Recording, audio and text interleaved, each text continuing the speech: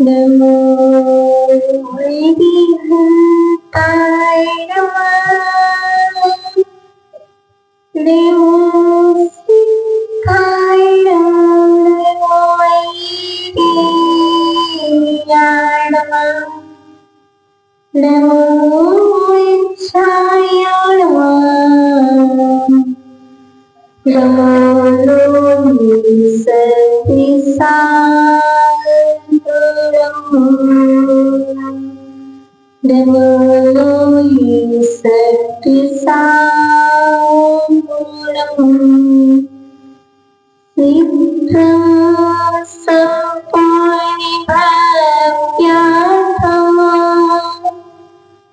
सिद्धि कारणिमुत्तमा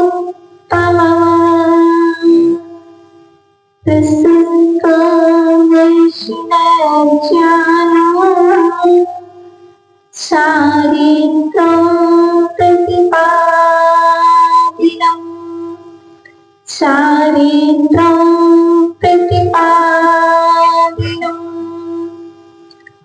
जिससे जैसा लक्ष्य बनाया वैसा फल पाया,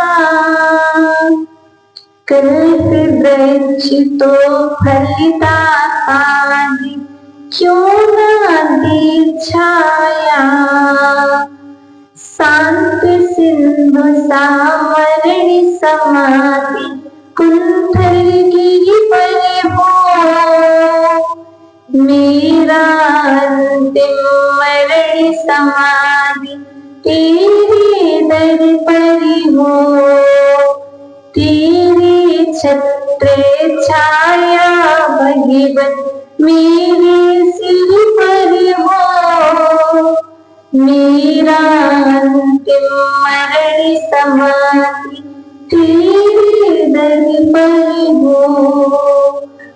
परम श्रद्धेय अनंतानंद सिद्ध परमेश्वरी भगवान की देवादी देवी मंदिर जी के मूल एक कल्याण कल्पतु चिंतामणि पार्षद भगवान की मम आराध्य देव प्रथम तीर्थंकर आदि ब्रह्मादिनाथ भगवान की अंतिम तीर्थेश्वर सन्यासी श्री महावीर स्वामी की परम पूजनीय श्री भगवान श्री कुंद स्वामी जी महामुनि राज की परम पूजनीय श्री भगवान श्री उमा स्वामी जी महामुनि राज की प्रत्यास्मरणीय सार्वशक्ति विनय चक्रवर्ती मम शिक्षा दीक्षा दाता मम आराध्य देवाचार्य भगवान श्री सदगुरुदेव की।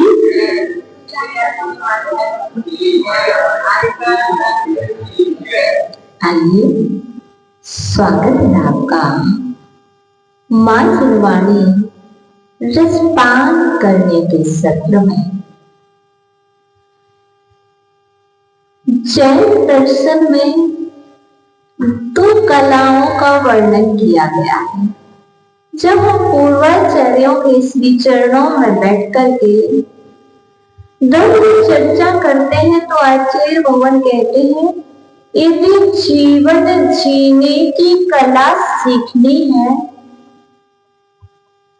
तो गुरु चरणों का सहारा, और दूसरी कला है मरण करने की कला सीखनी।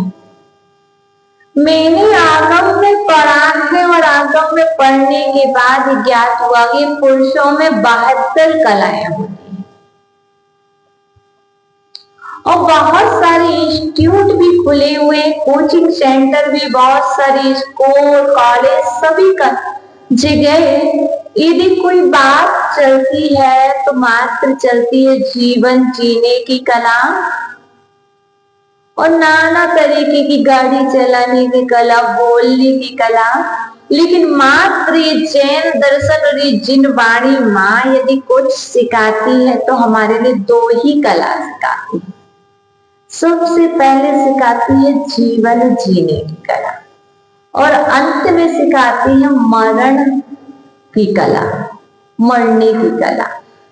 अब हम यहाँ पर मरने की कला सीखने नहीं आए, हमें जीवन जीना तो कैसे जीना और अंत समय मरण करना तो कैसे करना। तो आचार्य भगवान कहते हैं जीवन जीना सीख जाओगे तो मरने की कला तो ऑटोमेटिक आ जाएगी, क्योंकि प्रति क्षण,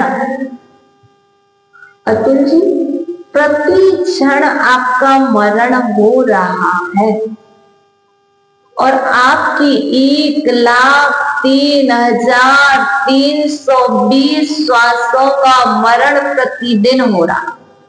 1 मिनट के अंदर 72 श्वास आपकी जा रही है, वो वापस नहीं आएंगी, जो चली गई वो वापस नहीं आएंगी। 1 घंटे में आपकी 4,320 श्वास चली जाएगी, वो भी वापस नहीं आएंगी। और यदि हमने उन श्वासों का सदुपयोग अपने लिए कर लिया तो क्या होगा? हम जीवन जीने की कला सीख जाएंगे। कैसे? देखिएगा, हमें वो कला सीखनी है। वो कौन सी सम्यक कला? जिस कला के माध्यम से हम तीर्थंकर बनते हैं। हम आपसे 72 कलाओं में से एक कला पूछना चाहेंगे कि आप बता पाएंगे वह कौन सी कला है, वह कौन सी सम्यक कला है जो आपको तीर्थंकर बना दे? हाँ उषा जी, बहुत स्वाध्याय किया है। जितनी मेरी उम्र नहीं है उतने समय से आप स्वाध्याय में रहते हैं। अतुल जी, आप जितनी हमारी उम्र नहीं उतने दिन से आप प्रभु जी का अभिषेक कर रहे हैं। जी नहीं, मैं क्या कह रही हूँ, वह कौन सी कला है जो आपको तीर्थंकर बना दे? नहीं, अर्थात स्वाध्याय का मतलब क्या? हमको कला से अभी दूर तो नहीं, वह सम्यक कला। सम्यक मतलब श्रेष्ठ, अच्छी है ना। सम्यक कला है वैयावृत्ति। आपने पढ़ा है, क्या पढ़ा है? वैयावृत्ति करने से तीर्थंकर प्रकृति का बंध होता। मात्र दर्शन करने से नहीं। अब वैयावृत्ति किसकी? देव की, शास्त्र की, गुरु की वैयावृत्ति। एक की बात नहीं कर रही हूं मैं। और ना सोचो कि माता जी आई है तो माता जी अपनी वैयावृत्ति की बात कर रही। हाथ पैर दबाना वैयावृत्ति में नहीं आता। इससे बहुत सारी चीजें हैं। तो वैयावृत्ति रूपी कला, ये कला सबके अंदर नहीं होती। जानते सब हैं पर मानते सब नहीं। जैसे कहा गया है कि आप जानते हो कि जल बिना छने हुए जल की एक बूंद में कितने जीव हैं? 36,450 पहले सिद्ध हो गया। उसके बाद भी 50,000 समथिंग निकले। साइंटिस्ट ने रिसर्च कर ली। उसके बाद भी जानते सब है बिना छने हुए जल की एक बूंद में। पर मुझे बता तो कितने लोग बिना छने हुए जल से नहाते? जानते तो सब है कि एक बूंद में इतने जीव हैं, तो वो तो एक बाल्टी पानी में बिना छने हुए में कितने जीव हैं मानते हैं। लेकिन और ये जानते हैं जीवों की हिंसा करना पाप है और हम हिंसा के त्यागी हैं, जानते हैं। जिनेंद्र भगवान ने कहा है, आगम में लिखा हुआ है और तीर्थंकरों की दिव्य ध्वनि में घेरा हुआ है और गुरुजनों के प्रवचन में सुना हुआ है। उसके बाद क्या हमने माना? हमने सिर्फ इतना ही माना कि पानी पीऊंगा, छान कर स्नान करूंगा बिना छने हुए जल से, क्योंकि पीने में अधिक पानी लगता है, नहाने में कम लगता है। ऐसा नहीं है।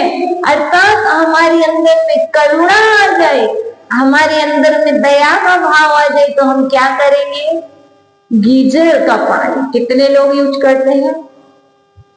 सब करते हैं। बताओ, यदि आपके लिए गर्म पानी में या लाइट से बॉयल कर दिया जाए, बताओ कितना कष्ट होगा? गीजर में कोई छान नहीं रहा है, कितना कष्ट होगा। अर्थात कहने का तात्पर्य मैं सिर्फ इतना तो बता पाऊंगी कि भैया वृत्ति तीर्थंकर प्रकृति का बंद करती है, पर कौन सी सम्यक तरीके से की गई। हमारा त्याग है, हम जीवों की हिंसा नहीं करेंगे, पर ये हम जानबूझ करके कर रहे हैं, बहुत ज्यादा कर रहे हैं। हम अल्प जल से भी स्नान कर सकते हैं। हम गीजर का नहीं करेंगे तो यदि हम एक जग लेकर के जल को छना हुआ प्राशुद्ध कर लेंगे तो बताइए क्या हानि होगी। अर्थात जब तक हमारे अंतरंग में दया भाव नहीं होगा, जब तक अंतरंग में भैया वृत्ति का भाव नहीं होगा, क्या ये भी भैया वृत्ति है सबसे बड़ी। माता जी ने कह दिया हमारे हाथ पर मत दबाओ, तुम तो ना जल छान के यूज करो। क्या मैंने कह दिया आप हमारे हाथ पर मत दबाओ, बस आप एक काम कर लो कि आप जल छना हुआ यूज करें, क्या होगा? उतने जीवों की रक्षा हो जाएगी। आप भैया वृत्ति करते किस लिए हैं? स्वस्थ रखने के लिए, साधना के लिए, जीवन दान अधिक समय तक के लिए, संयम पालें। जिनवाणी की सेवा क्यों करते हैं कि यदि जिनवाणी की भैयावृत्ति करेंगे, कवड़ लगाएंगे, यथास्थान व्यवस्थित रखेंगे तो क्या होगा? अधिक समय तक चलेगी। और यदि हमारे अंदर में हमने कह तो दिया भैयावृत्ति करने से तीर्थंकर प्रकृति का बंध होता है, पर यदि हमारे अंदर में बिना छना हुआ जल हम यूज कर रहे हैं, जीवों को उबाल रहे हैं, तो बताइए क्या हमारे लिए ऐसे में तीर्थंकर प्रकृति का बंध होगा? क्या हम इस तरह की क्रिया करने पर भगवान बनेंगे? मुझे नहीं लगता है। हम कितना भी संकल्प ले लें, मैं भगवान बनूंगा, बन करके रहूंगा, कल लिया था ना, मैं भगवान बनूंगा, बन करके रहूंगा, मेरा संकल्प है। अब भगवान कह रहे संकल्प है तो आगे उस संकल्प में एक सीढ़ी आगे बढ़ो। मैं जल पीऊंगा, छान के पीऊंगा, मैं अपने लिए जितना जल यूज करूंगा मैं छान करके करूंगा, मैं अल्प में करूंगा, अधिक में नहीं करूंगा। इसलिए जब तक ये भाव नहीं आएगी तो मैं कहती हूँ भैयावृत्ति करने से होता क्या है? भैयावृत्ति करने से दया का भाव जन्म लेता है, भैयावृत्ति करने से करुणा का भाव जन्म लेता है। और जिसके अंदर में दया होती है, जिसके अंदर में करुणा होती है, जिसके अंदर में भगवान बनने की इच्छा होती है, वो भैयावृत्ति करता है। और भैयावृत्ति करने से क्या होगा? वो मिलेगा तुम्हें जो अभी तक नहीं मिला। मैं कारण किसी वो रत्न मिलेगा तुम्हें, वो डायमंड मिलेगा तुम्हें जो अभी तक आपने जितने भी भाव धारण कर लिए, कितने की ये मुझे नहीं पता है, ये सिर्फ सुना है 84 लाख योनि में भटक के आए हैं, कई 84 लाख निकल गए। क्योंकि एक बार मारीच को मार के भाव पढ़ लो, पढ़े ना, एक बार मारीच को मार के भाव पढ़ लो, मारीच का जीव तो महावीर भगवान बन चुके। और आप बता दो मारीच कुमार ने धोबिन की परिया में कितने भाव धारण किए? 60 लाख, 60,000 बार धोबिन का जीव बन, 20 लाख बार वेश्या का जीव हुआ। अब आप उसके भाव जान करके अपने भाव को देखिए, अपने आप की भावावली देखिए। मैं इतने टाइम तक कहाँ रहा, कहीं तो रहा। अर्थात मात्र एक सम्यक क्रिया। इस स्वाध्याय की क्रिया हमारे लिए वैयावृत्ति से जोड़ती है और वैयावृत्ति की क्रिया साक्षात हमें केवल ज्ञान प्राप्त करा देती है। भक्त तीर्थंकर बनेंगे तो केवल ज्ञान भी होगा। अभी सिर्फ दो ज्ञान के धारी, मति ज्ञान और श्रुत ज्ञान धारी एक साथ तीर्थंकर प्रकृति का बंध होने पर तीन ज्ञान एक बार में मुफ्त में। कुछ मत करो, सिर्फ वैयावृत्ति सीख जाओ। कैसे करूं माता जी? जैसे बने वैसे, दिखा दिखा करके, सिखा सिखा करके, न दिखा दिखा करके न सिखा सिखा करके, सीख सीख करके। कैसे? सीख सीख करके वैयावृत्ति करो। कैसे सीख करके? दवा दिखा करके नहीं दी जाती और दुआ वो भी दिखा करके नहीं दी जाती। कभी भी दवा देनी है तो छिपा छिपा करके दो, छपा छपा करके मत दो। क्या हम वैयावृत्ति करते हैं? कैसे? दिखा दिखा करके, छपा छपा करके, और जहां हमने छपा छपा करके दे दी, सेवा तो की पर छपा छपा करके की तो क्या हो गई? वहीं पर क्लोज हो गई। और हमारी और आपकी स्थिति क्या चल रही है अभी तक? दिखना भी तो चाहिए, प्रेरणा मिलती। वहां यदि छपाने का भाव है तो वहां ये भाव होना चाहिए, मैंने कुछ नहीं किया, मैं इसलिए छपा रहा हूं, दिखा रहा हूं कि चार लोगों को और प्रेरणा मिले, वो भी प्रेरित हो करके वैयावृत्ति की क्रिया से जुड़े। क्योंकि हमें तीर्थंकर बनना है, त्रियंच नहीं बनना है। और त्रियंच बनेंगे तो तीर्थंकर नहीं बन पाएंगे, और तीर्थंकर प्रकृति को बंद करेंगे तो ये गारंटी है तुम त्रियंच नहीं बन पाओगे। ये तुम्हारे ऊपर है। अब वैयावृत्ति सीख लो। कैसे सीखना है? ऐसी वैयावृत्ति करना जिससे मैं तीर्थंकर बन जाऊं।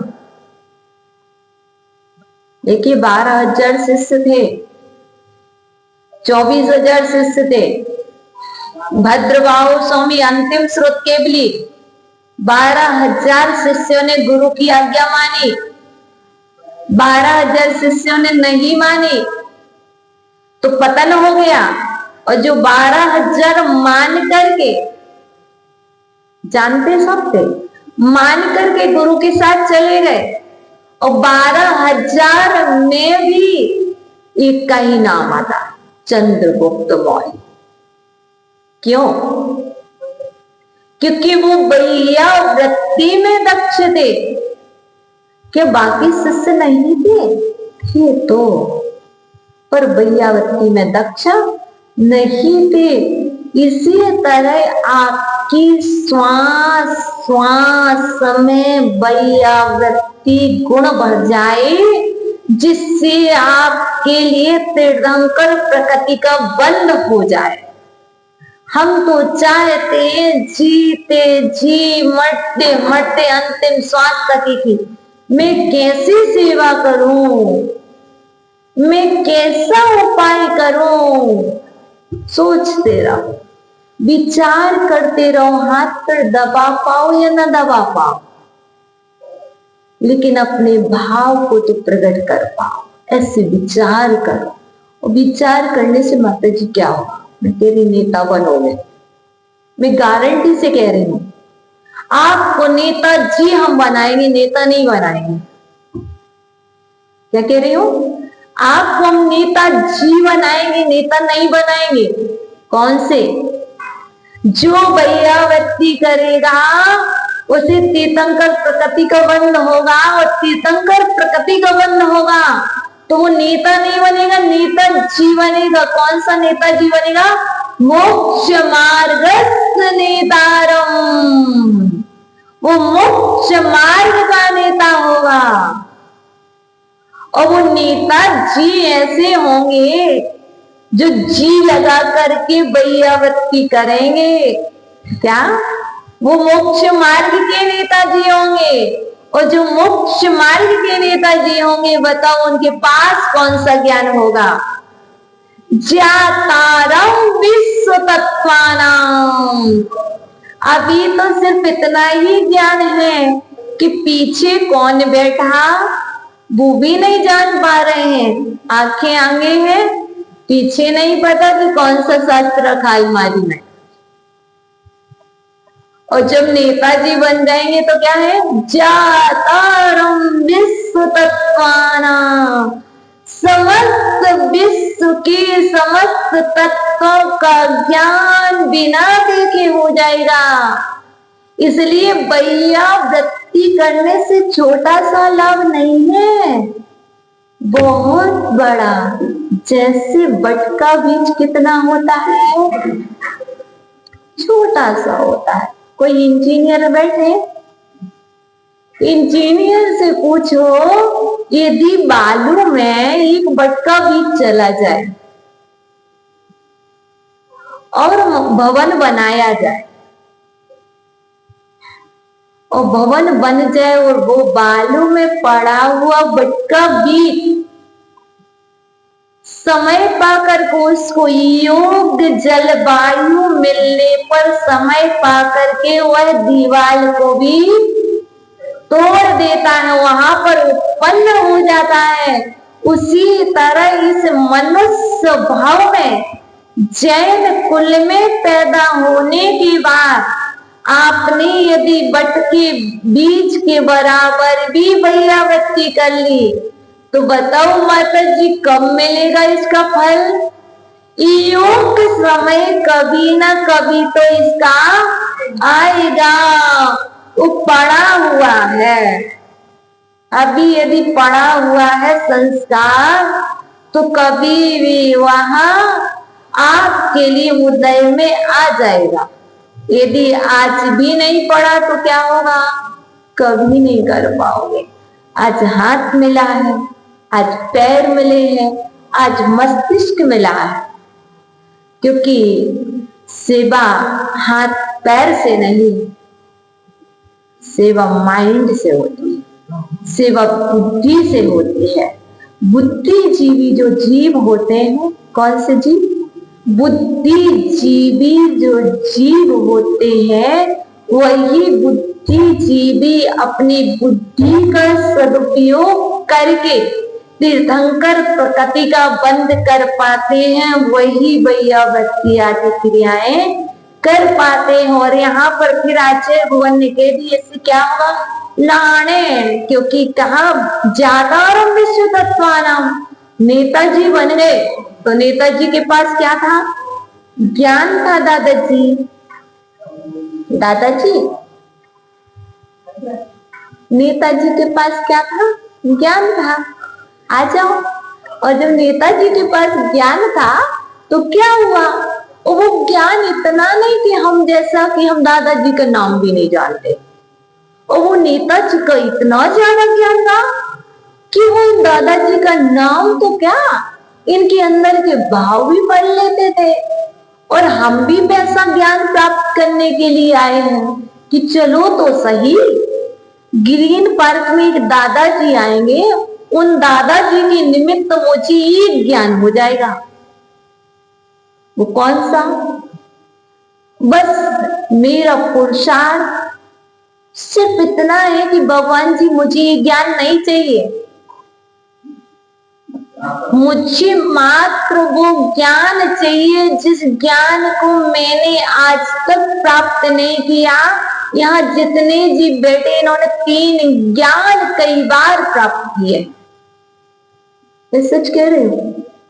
3 ज्ञान कई बार प्राप्त किए हैं। अवधि ज्ञान आपने जब देव पर्याय में गए थे तब, मति श्रुत ज्ञान तब प्राप्त किया जब आप नरक लोक की यात्रा पर गए थे। कहाँ की? नरक लोक की यात्रा पर गए थे, तब भी आपने कुमति ज्ञान, कुश्रुत ज्ञान और कुअवधि ज्ञान प्राप्त किया है। और जब आप पुनः से इस मत्स्य लोक की यात्रा पर आए और मत्स्य लोक की यात्रा पर आने पर आपने 2 ज्ञान जन्म से मां के गर्भ में ही प्राप्त कर लिए। और जब जो ज्ञान आपने मां के गर्भ में प्राप्त किए, उस जिनवाणी के सानिध्य में भी आपने 2 ही ज्ञान प्राप्त किए और उससे आगे आप बढ़े ही नहीं। तो बताओ आपने अपनी कितनी उन्नति की। जब मां के गर्भ में आए तो आपने पूर्व पर्याय में आपने निर्णय कर लिया था कि मुझे मनुष्य पर्याय में जाना। तब मानूंगी मैं आपको धर्मात्मा, तब मानूंगी मैं आपको बुद्धिजीवी, जब आप इस मनुष्य पर्याय में निर्णय कर लें कि मुझे तीर्थंकर बनना है, तब मैं आपको मानूंगी कि आप में कोई ताकत है। और मात्र ये सिर्फ मनुष्य पर्याय है, जिस पर्याय में हम तीर्थंकर बनने की ताकत रखते हैं, कभी न कभी बनेंगे। और ये मनुष्य पर्याय, जिस पर्याय में हम साक्षात गुरु चरणों में बैठ करके, प्रभु चरणों में बैठ करके, जिनवाणी मां की गोद में बैठ करके कुछ श्रवण कर सकते हैं, वो कुछ सुनाने की ताकत है।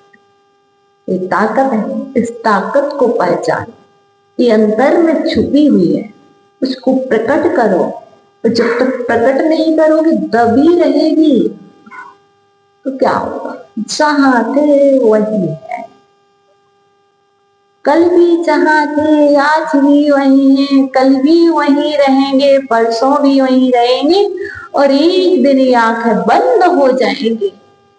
यदि ये जीते जी आंखें ना खुली, जागते जागते आंखें ना खुली, तो बताओ क्या होगा? हमें जागते जागते इतना जागना है कि मुझे सिर्फ भगवान की, हमें असीमित ज्ञान की प्राप्ति है तो मेरा स्वाद है। कौन सा ज्ञान? असीमित ज्ञान, जिसकी कोई सीमा नहीं है। असीमित दर्शन की प्राप्ति हो जाए मुझे, असीमित चारित्र की प्राप्ति हो जाए। कौन सा चारित्र? कैसा होना चाहिए? असीम, असीमित चारित्र, असीमित ज्ञान। वो असीम ज्ञान कौन सा? असीम दर्शन कौन सा है? जिसकी कोई सीमा ही नहीं है। एक बार हो तो द्वारा छूटे ना वो दर्शन। कौन सा है? छायित दर्शन। बहुत बार दर्शन प्राप्त किया, सम्यक दर्शन बहुत बार छूटा और अभी प्राप्त कर लिया तो कौन सी बड़ी बात कर ली, फिर छूट जाएगा। यदि स्वाध्याय करो तो ऐसा करो कि मुझे ज्ञान हो तो असीमित हो, जिसकी सीमा ही ना हो, जिसका अंत ही ना हो, जिसका ओर ना हो न छोर हो, ना कहीं उसका ओर है ना कहीं छोर है। केवल ज्ञानी के समय बदलता जाए, युग बदलता जाए, लेकिन युग के अनुरूप तुम्हारे ज्ञान ऑटोमेटिक दिखाई देता जाए। तो वो कोई ज्ञान है, कुछ प्राप्त करने का पुरुषार्थ करना है मुझे और आपको, तो मुझे मात्र एक ज्ञान की ओर दौड़ लगाना है, केवल ज्ञान। जो बताओ किसके निमित्त से होगा? केवल ज्ञान किसके निमित्त से होगा? ये जब भी होगा ये मति और श्रुत ज्ञान के बल पर ही होगा। क्या? जब भी होगा ये केवल ज्ञान मति श्रुत ज्ञान के बल पर ही होगा। ये नहीं होगा तो आप आगे कुछ करोगे ही नहीं। और आपके पास ये दोनों ज्ञान है, इसको छोड़ करके नहीं हो जाएगा, इसके बल पर ही होगा। कैसे होगा? बार बार स्वाध्याय करोगे, बार बार प्रवचन सुनोगे, बार बार पूजाएं करोगे तो क्या होगा? प्रतिदिन मार्जन होगा। प्रतिदिन सफाई करने से क्या होता है? डस्ट नहीं लगी रहती। यदि बहुत दिन तक सफाई ना हो तो कितनी डस्ट लग जाती। इसी तरह हमें ये ज्ञान प्राप्त करना है। किसी ने अभी तक किया क्या प्राप्त? मेरी एक कमी रही है अभी तक की पर्याय में मैंने कभी 12वां गुणस्थान प्राप्त नहीं किया। क्या? मेरी एक बहुत बड़ी कमी रही है। मैंने अनंत बार मुनित्व को तो प्राप्त हुई, लेकिन मेरी एक बहुत बड़ी कमी रही कि मैंने कभी भी 12वां गुणस्थान क्षीण मोह गुणस्थान में प्रवेश नहीं पाया।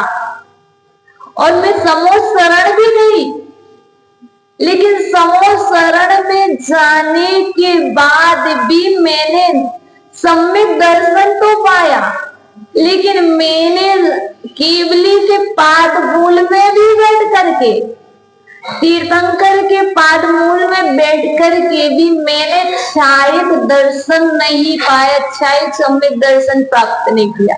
क्या आपकी कमी है ये? मेरी तो रही है। और मेरी कमी रही कि मैंने कभी मना पर्य ज्ञान नहीं पाया। क्या?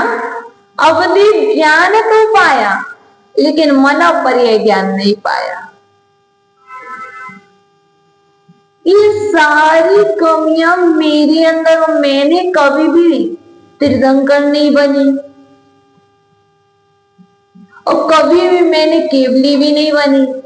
ज्ञानी तो हम बने, आज भी ज्ञानी है, जिसमें ज्ञान दर्शन गुण पाया जाता है वह ज्ञानी कहलाता है, और जिसमें ज्ञान दर्शन गुण नहीं पाया जाता वो अज्ञानी कहलाता है। मैं जीव हूं तो मैं ज्ञानी हूं, और आज आपको ज्ञानी कहें और थोड़े से शास्त्र पढ़ करके ज्ञानी कहें तो क्या फायदा? अब ज्ञानी नहीं, केवल ज्ञानी बनो। अज्ञानी ज्ञानी बने, ज्ञानी केवल ज्ञानी बने। अज्ञानी ज्ञानी होता नहीं है। ज्ञानी ज्ञान का सहारा लेकर के केवल ज्ञानी होता है, और केवल ज्ञानी नहीं होते हैं, वो तो केवल ज्ञानी ही होते हैं। केवल ज्ञानी तो सिद्ध होते हैं फिर। इसलिए हमने यदि ज्ञानी बन गए हैं तो हम केवल ज्ञान की यात्रा करें। माता जी, ध्यान कैसे होगा? माता जी, सामयिक नहीं आती है। माता जी, ध्यान करके नहीं बनता है, इसको ध्यान करना नहीं पड़ता है। ज्ञानी बन जाओ, ध्यानी हो जाओ।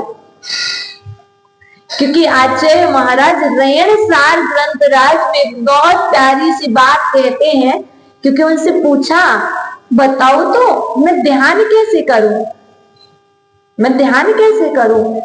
तो उन्होंने एक ही बात कही, राणेण ध्यान सिद्धि, राणेण ध्यान सिद्धि। जब ज्ञान ही नहीं है तो ध्यान किसका करूं? ध्यान की सिद्धि होगी कैसे जब हम ये ज्ञान ही नहीं है कि पानी छाना कैसे जाता है? तो हम छानेंगे कैसे? कह दिया चला छना हुआ जल लाओ, प्रासुक जल लाओ। जब तक हमें ज्ञान नहीं होगा तब तक वो सिद्धि कैसे होगी? नहीं होगी। इसी तरह जब तक हम ज्ञानी नहीं होंगे तो हम ध्यान किसका करेंगे? यही ज्ञान है। रोटी ऐसी बनती है, ठंडी लगती है तो गर्म कपड़े पहनना पड़ते हैं, और ठंडी लगती है तो हीटर लगाना पड़ता है, हैलोजन लगानी पड़ती है। लेकिन ये पता ही नहीं है कि ज्ञानी को केवल ज्ञानी कैसे बनना है और ध्यान कैसे करें, किसका करें। जब हम उनको स्वरूप नहीं जानेंगे तो हम कैसे ध्यान करेंगे? तो आचार्य महाराज कहते हैं पहले ज्ञान अर्जन करो, पहले ज्ञान का अर्जन करो, बाद में ध्यान होगा। अब ज्ञान का अर्जन पढ़ने मात्र से नहीं होगा, क्या करना पड़ेगा? उसको रिवाइज करना पड़ेगा। उसको क्या करना पड़ेगा? बार बार रोतन क्रिया। कैसी रोतन क्रिया? जुगाली करो। कैसी जुगाली करो? चिकित्सागम एक, कैसे करो? चिकित्सागम एक, दोष विशुद्धि हेतु दंडा। क्या? चिकित्सागम एक, दोष विशुद्धि हेतु दंडा। अब हमने बोला, क्या कहा? जुगाली करो। अब ऐसे ही हमने जब ये बात कह दी, ज्ञान से ध्यान की सिद्धि होती है। ध्यान से ज्ञान की सिद्धि, ध्यान से तो केवल ज्ञान की सिद्धि होगी। क्या? ज्ञान से, यहाँ पर जो बात कुंद कुंद स्वामी लिख रहे हैं, नारायण झाण सिद्धि, ज्ञान से ध्यान की सिद्धि होगी और ध्यान से केवल ज्ञान की सिद्धि होगी। अब हम सिर्फ क्या कहें? केवल ज्ञान की सिद्धि हो जाए, तीर्थंकर बन जाए। तीर्थंकर प्रकृति का बंध बैयावत्ती से होता है। और बैयावत्ती कब होगी? जब स्वाध्याय करोगे तो बैयावत्ती गुण भी आएगा और फिर ध्यान भी होगा। और ध्यान होगा तो क्या होगा? केवल ज्ञान की सिद्धि भी होगी। अब केवल ज्ञान की सिद्धि होगी, इसका मतलब क्या है? ज्ञान संयमी बनाता है। जिसके पास समय ज्ञान नहीं होगा, वो संयम के पथ पर नहीं बढ़ेगा। इसलिए और झाड़ा दो सब कम निजरणम, झाड़ा दो सब कम निजरणम। ध्यान से अब पहले तो ज्ञान प्राप्त करना। अभी अपन श्रुत ज्ञानी है, मति ज्ञानी, श्रुत ज्ञानी है, पर ये अपने पास बहुत नहीं है। नेक्सा, कितना? नेक्सा इतना तिनके के बराबर, बिल्कुल छोटा सा। आपने राई का दाना देखा ना? इतना भी ज्ञान नहीं और अपन ऐसे खड़े हो जाते। आवाज मत करो दादी, इतना ज्ञान नहीं है। और क्या? बहुत बड़ा ज्ञान है, बहुत कुछ आता है। अरे कुछ भी नहीं आता। हम तो ना ठहरे अज्ञानी, हम तो आपके समक्ष सीखने आए हैं भैया जी। तो भैया आ जाओ तो इधर। अर्थात हम आपके समक्ष सीखने आए हैं। क्या सीखने आए हैं? ज्ञान से ध्यान की सिद्धि करनी है। और वो कब होगी? जब स्वाध्याय करेंगे। और वो स्वाध्याय कैसे करेंगे? बार बार करते रहेंगे। अब स्वाध्याय कर लिया तो क्या करना? फिर ध्यान करना। किसका करो ध्यान? जो स्वाध्याय किया है उसी का ध्यान करना। जो नहीं किया उसका नहीं करना। अभी तक हम कर क्या रहे हैं? जो अनादि से करते हैं वो कर रहे, जो कभी नहीं किया वो कर ही नहीं रहे। अब मुझे सिर्फ वही क्रिया करनी जो कभी नहीं की, जो कहीं नहीं की। हमने ध्यान नहीं किया। यदि ध्यान किया होता सच्चा तो हम केवल ज्ञानी बन जाते। अभी तक तो हमने सिर्फ कौन सा वाला ध्यान किया? बगुले की द्वारा। बगुला क्या होता है? बैठा होता है एक पैर पर और दृष्टि बिल्कुल देखने में शुक्ल ध्यान, शुक्ल लेस्या का प्रतीक बगुला। और जैसी दृष्टि रखे हैं, जल में बिल्कुल एक तक निहार रहा है। कम मछली आए और हम और आप देख रहे थे कि देखो तो सही, ये कितने अच्छे से ध्यान कर रहा, देखो तो सही कितने अच्छे से पूजा कर रही है। और जहां एक मछली आई, बगुले ने अपना मुख खोला और दबाया। ऐसा ध्यान हमने और आपने अनादि से आज तक किया है। और ऐसा ज्ञान प्राप्त नहीं करना है हमें। अब ऐसा ज्ञान प्राप्त करना है जिस ज्ञान से हम शुक्ल ध्यान की ओर बढ़े, शुक्ल ध्यान की यात्रा करें और शुक्ल ध्यान से हम केवल ज्ञान की यात्रा प्राप्त करके उस सिद्धत्व को, सिद्ध दशा को प्राप्त करें। और आगे के भी ध्यान से क्या होगा माता जी, कि ध्यान से संबंध निर्जरा हो जाएगी? तो कह रहे हाँ, झाड़ा तो सब कम निर्जरणम, ध्यान से ये संपूर्ण कर्मों की निर्जरा होती है। फिर ध्यान में बैयावत्ती करने की आवश्यकता नहीं है। अभी जब तक ध्यान नहीं कर रहे सो बैयावत्ती करो, और जब ध्यान करने लगो तो बैयावत्ती करने की आवश्यकता नहीं है। वहां तो सर्व कर्मों की निर्जरा स्वयं हो जाएगी। आप बैठो तो सही, लेकिन क्या करूं, इस पंचम काल में शुक्ल ध्यान होता नहीं है। जो होता है, पूज्य गुरुदेव ने तो यही कहा है, पंचम काल में सबसे बड़ा साधन ध्यान का है तो वो स्वाध्याय है। क्योंकि ध्यान करने बैठते हैं 2-5 मिनट लगता है, इधर के विकल्प उधर के विकल्प आने लगते हैं। लेकिन यदि शास्त्र लेकर के बैठ जाते हैं तो विकल्प नहीं आते, उपयोग स्थिर रहता है। और फिर कह दिया निर्जरणम फलम मोक्षम, और निर्जरा से मोक्ष फल की सिद्धि होती है। और इसलिए नाणम भाषम तदो पूज्या, इसलिए ज्ञान का अभ्यास करते रहना चाहिए। अब क्या करना माता जी, है ना दादाजी, अब क्या करना ज्ञान का अभ्यास? बहुत तो कर लिया है, बहुत कर लिया, बहुत गई रही थोड़ी सी है। क्या बहुत गई थोड़ी सी रही है। अब जो ये आयु थोड़ी सी रही है, इस थोड़ी सी अल्प आयु में थोड़ा सा पुरुषार्थ कर लो, अनंत काल सुखी रहोगे। अनंत काल से जो पुरुषार्थ किया वो व्यर्थ चला गया है। अब थोड़ा सा अच्छा पुरुषार्थ कर लो तो जो आपके लिए अनंत काल तक सुख दे।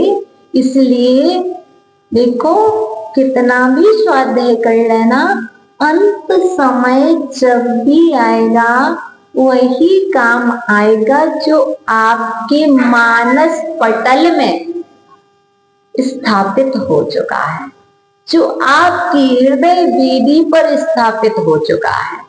क्योंकि पढ़ने से वो छूट जाएगा, जो याद हो जाएगा और जिसका बार बार रिवाइज करोगे। अंत समय ये बात सत्य है कि आंखों से दिखना कम हो जाएगा, कानों से सुनाई पड़ने नहीं आएगा, पैरों से चलना नहीं बनेगा, हाथों में शक्ति नहीं रहेगी सो जिनवाणी नहीं उठा पाएंगे, और हाथों में शक्ति नहीं रहेगी अनीता जी सो पूजा की थाली नहीं उठा पाएंगे, और थोड़ी सी हाथों में कंपन आ जाएगी तो द्रव्य नहीं चढ़ा पाएंगे, और थोड़ी सी और शक्ति नहीं रही तो मंदिर भी नहीं आ पाएंगे। तो इसीलिए तो कह रहे हैं कि भगवान जी को ऐसी हृदय वेदी पर बिठा लो कि जब भी आंखें बंद करो तो भगवान नजर आ जाए, और जब भी आप शयन करो तो जिनवाणी चलने लगे।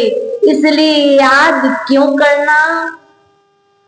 क्योंकि जो याद करोगे उसी का तो चिंतन करोगे, उसी का तो ध्यान करोगे, उसी का मनन करोगे।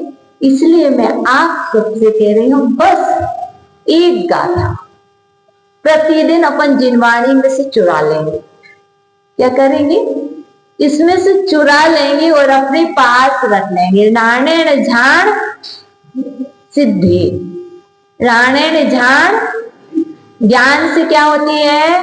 ध्यान की सिद्धि होती है। इतना ही याद कर लो, घर ले जाना। राणेण झाण सिद्धि, ज्ञान से ध्यान की सिद्धि होती है। स्वाध्याय क्यों करना? क्योंकि ज्ञान से ध्यान की सिद्धि होती है, इसलिए मैं स्वाध्याय करती। प्रवचन क्यों सुनना? राणेण झाण सिद्धि प्रवचनम, राणेण झाण सिद्धि स्वाध्याय, राणेण झाण सिद्धि विधानम, क्योंकि विधान से भी ज्ञान की प्राप्ति होती है। विधा बहुत है स्वाध्याय की। कहीं पूजा में विधा है, विधा मतलब प्रकार, है ना। ध्यान की सिद्धि की विधाएं बहुत सारी हैं। तो आप सभी ध्यान की सिद्धि के लिए और ध्यान से केवल ज्ञान की सिद्धि के लिए कदम बढ़ाएं, और कदम बढ़ा करके आगे ऐसे बढ़े कि फिर पीछे ना देखना पड़े। अभी बहुत देखा, अब ना देखना पड़े। अब क्या करना है? क्षमा करना है सबको। किसको करोगे? जो बाल्टी में बिना छने हुए जल में जीवों को मारा था, उन सब से क्षमा मांगो, उनको क्षमा करो। अज्ञान से भी किया है ना, और गीजर ऑन किया था ना, इतने जीवों को मारा था। देख कर नहीं चले थे। ये सारी चीज प्रतिक्रमण वही है जो आपने पाप किए, उन जीवों से क्षमा मांग लो, आलोचना कर लो सच्चे दिल से। अपने आप को दुख होना चाहिए। तो चलिए हाथ दोनों कीजिए, अभय मुद्रा बनाइए। मैं सभी जीवों को क्षमा करती हूँ, करता हूँ, क्योंकि आत्मा क्या है? पुरुष है। मैं सभी जीवों को क्षमा करता हूँ, सभी जीव मुझे क्षमा करें। मेरी सभी जीवों से मित्रता है, किसी से भी वैरभाव नहीं है। हे भगवान, हे भगवान, यदि मेरे द्वारा अज्ञानता के वश करके, अहंकार के वश करके कोई अपराध हो गया हो, तो इस जिनालय में निवास करने वाले वितरागी जिनेंद्र देव मेरे समस्त अपराधों को क्षमा करें, क्षमा करें, सद्बुद्धि दे। नमोस्तु भगवान, नमोस्तु आचार्य भगवान। अरहंत श्री माता जी को वंदामि। आपस में अब कब आओगे? कल आओगे तो खड़े हो जाओ। अच्छा, शाम को भी तो आओगे, तो खड़े हो जाओ, प्रेयर कर लो। पुनः